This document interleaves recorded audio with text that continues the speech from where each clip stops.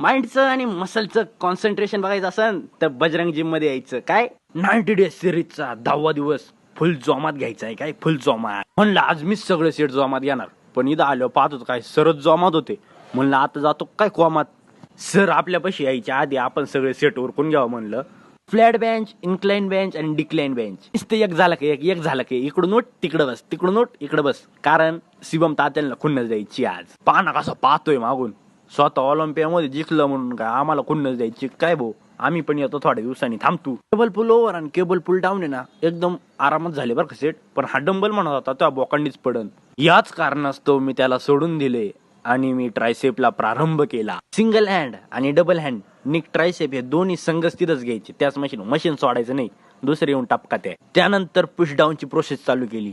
वजन खाली लोटायचं एकदम ताकद लावून. कसा दिसतोय मग ट्रायसेप एकदम कडक आहे ना. तुम्हाला आपल्यासारखा ट्राय